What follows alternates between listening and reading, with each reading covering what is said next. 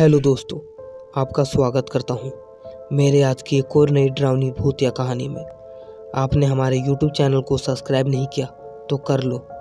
आज की कहानी ज्योति के साथ। ज्योति एक छोटे से घर में रहा करती थी।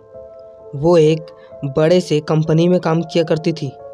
उसके घर में पहले तो पैसों की दिक्कत थी, पर धीरे धीरे करते करते जब वो कंपनी में काम करने लगी तो पैसों की कोई कमी नहीं रहती थी।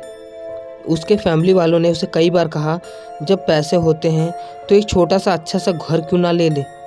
ज्योति ने भी उनकी बातों पे हाँ लगाया और वो घर के तलाश में लग चुकी थी। शहर में घर लेना तो उसके बस की बात नहीं थी, इसलिए वो शहर से किनारे एक छोटे से अच्छे से गांव में अपने घर के लिए ढूंढ रही थी। उसने कई जगह पे अपना घर ढूंढने का प्रयास किया, पर उसे पसंद कहीं नहीं लग रहा था। पर तभी उसे देखा कि एक जगह पे घर बिकने के लिए बोर्ड लगा हुआ था। वहाँ पे उसके चारों बगल 2-3 घर थे और वहाँ पे वो घर बहुत अच्छा ही दिख रहा था। उसने सोच लिया था कि उसे यही घर खरीदना है और ये घर उसके बजट में भी था। ज्योति ने अपने परिवार को बता दिया कि घर तो मिल गया, बस अब उसके नाम करवाना था। ज्योति ने घर के मालिक से कागज़ मंगवाए और उसके बाद घर को अपने नाम करवा लिया। अब ज्योति के घर उसके नाम हो चुका था और अब उसको बस उस घर में जाना था। ज्योति ने अपना सामान पुराने घर से शिफ्ट करके नए घर में रखने लगी और घर की साफ सफाई शुरू हो चुकी थी।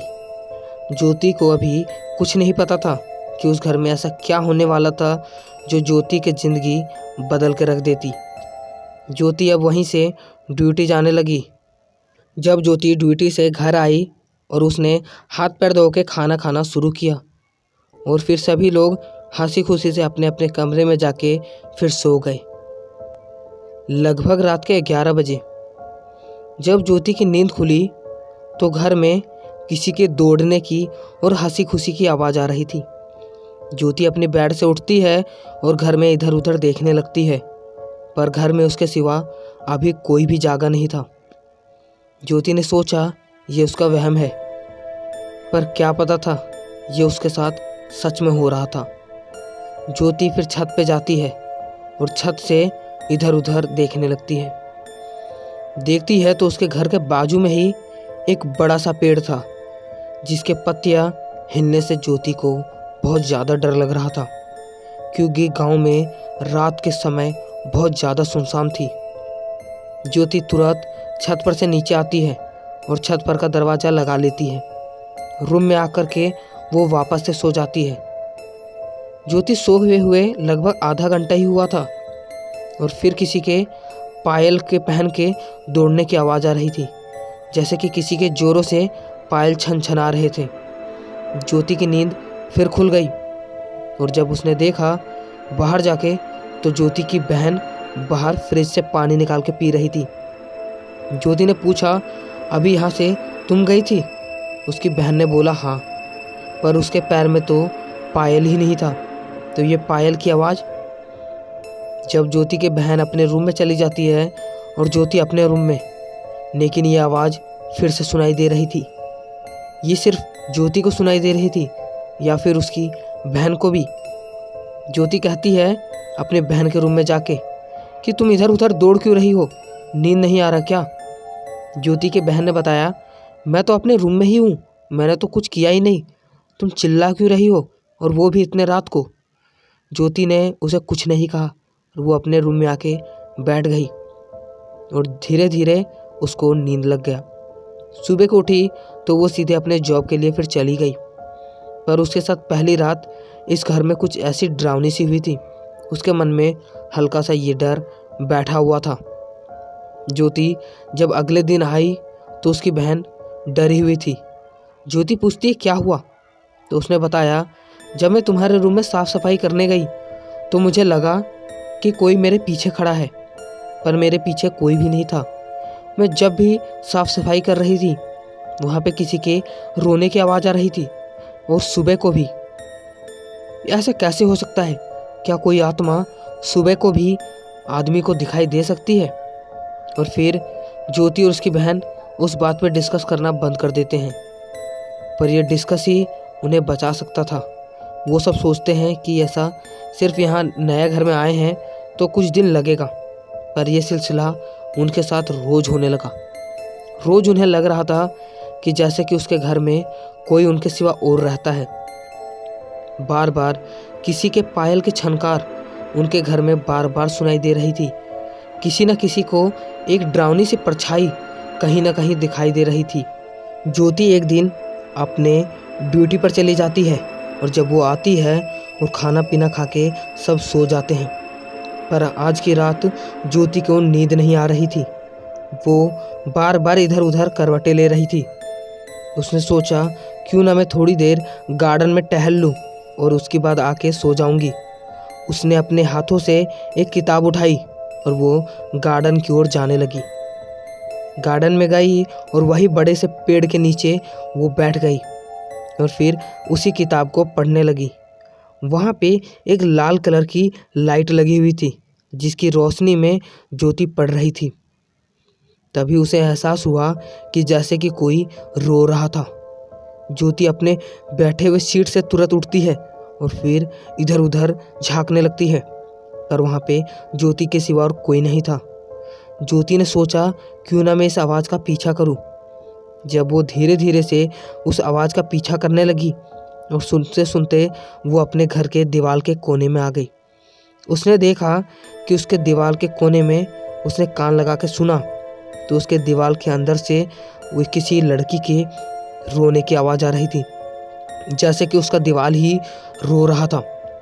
ज्योति बहुत बुरी तरह से डर चुकी थी क्योंकि उसके घर में ऐसा आवाज़ किसी का नहीं था।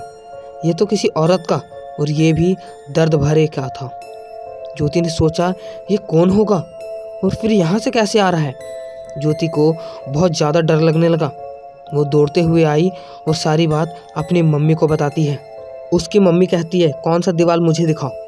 फिर ज्योति और उसकी मम्मी उसी दीवार के पास आने लगते हैं और जब उसकी मम्मी सुनती है तो ऐसा कोई भी आवाज़ नहीं आ रहा था। कौन था जो थोड़ी देर पहले वहाँ पे डरावनी सी रो रहा था। जब ज्योति अपने कमरे में जाती है तो उसके कमरे में कोई लड़की उल्टा लटकी हुई थी। ज्योति जोर से चीखती है। उसके पूरे फैमिली वाले उठ जाते हैं और फिर उसके कमरे की ओर दौड़े हुए आते हैं। जब पूछते हैं क्या हुआ तो ज्योति कुछ भी नहीं बोल पा रही थी कि उसने अभी क्या देखा। ज्योति बहुत बुरी तरह से डर चुकी थी। सब लोगों ने सोचा हो सकता है इसे बुरे सपने आए होंगे, फिर उसे सुला देते हैं। पर ज्योति को ये डरावना सपना नहीं था, ये हकीकत थी। ज्योति समझ चुकी थी कि कोई आत्मा है जो हमारे इस घर में है। जब उसके फैमिली वाले उसके रूम से चले जाते हैं तो ज्योति कहती है तुम कौन हो जो हम लोगों को मारना चाहती हो, बता दो प्लीज़, हमारी क्या गलती है। हम तो इस घर में आए हैं पैसे दे करके, पर तुम हमें क्यों मारना चाहती हो। तभी उसके घर के लाइट फिलअप होने लगती है, बंद चालू हो रही थी और ज्योति को और बुरी तरह से डर लग रहा था। उसने देखा कि एक दीवार की ओर से एक धुआं सा निकल रहा था, जैसे कि कोई गैस लीकेज हो रही है। वो उस दीवार की ओर जाती है और दीवार की ओर सुनने लगती है तो वहाँ से आवाज़ आती है मैं इसके अंदर कैद हूँ, मुझे यहाँ से निकालो वरना मैं सबको मार दूँगी। वो लड़की बस इतना बोलते बोलते रो रही थी। ज्योति इतना सुन करके अपने घर से तुरंत जाके एक बड़े से कुल्हाड़ी लेके आती है और उस दीवार को तोड़ देती है। जब वो उस दीवार को तोड़ती है तो देखती है कि वहाँ पे एक लड़की की डेड बॉडी पड़ी हुई थी और वो एक बाथरूम था। ज्योति को ये देख करके पसीने छूटने लगे थे और ज्योति ज़ोर से चीखने और चिल्लाने लगती है। जब उसके घर वाले वहाँ पे आते हैं और ये चीज़ देखते हैं तो ज्योति बहुत बुरी तरह से, और उसके फैमिली वाले भी डर चुके थे।